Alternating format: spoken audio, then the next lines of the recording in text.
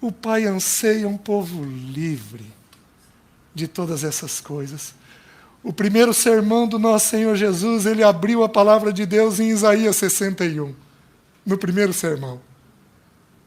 E ele diz: o Espírito de Deus está sobre mim. E ele me ungiu para libertar os cativos. Eu fui cativo da ansiedade, de muita ansiedade. Eu parei no cardiologista aos 21 anos. Eu parei no neurologista aos 12 anos. Tudo por somatização. Tudo por ansiedade.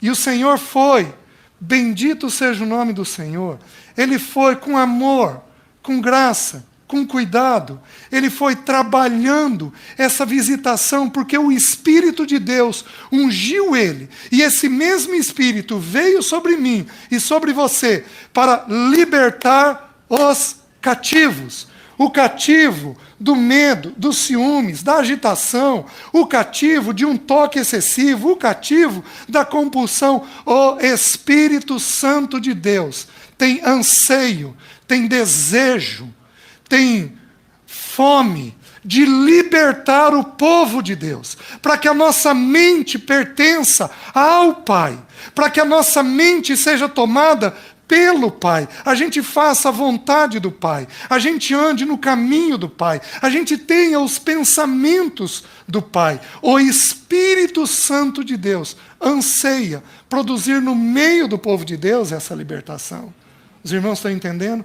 Mas para isso, queridos, nós temos que aprender a lidar com a nossa mente.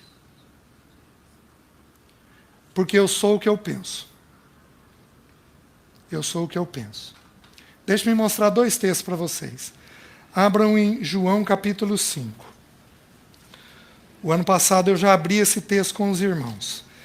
5,19 de João. Diz assim: então lhes falou Jesus: em verdade vos digo, que o Filho nada pode fazer de si mesmo, senão somente aquilo que vir fazer o Pai. Porque tudo que o Pai, fizer, o Filho também semelhantemente o faz. Meus queridos, por que o Senhor Jesus,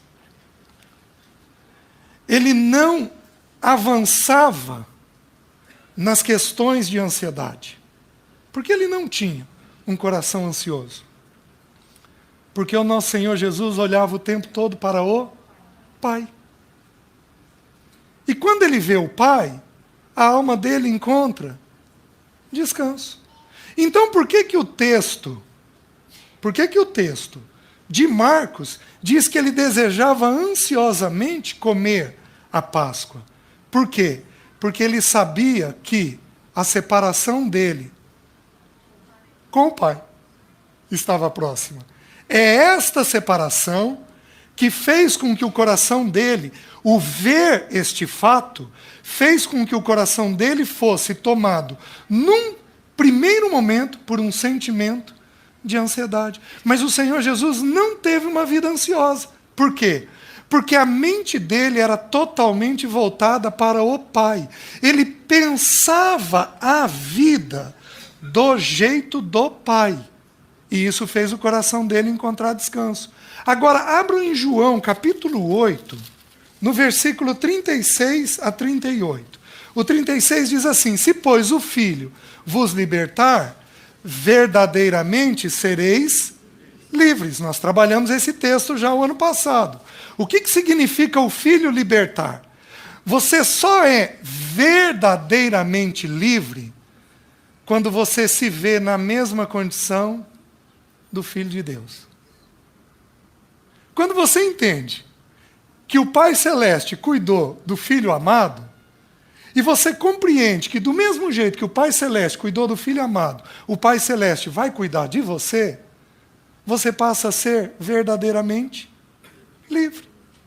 Só tem liberdade aqueles que conseguem entender que eles são filhos de Deus.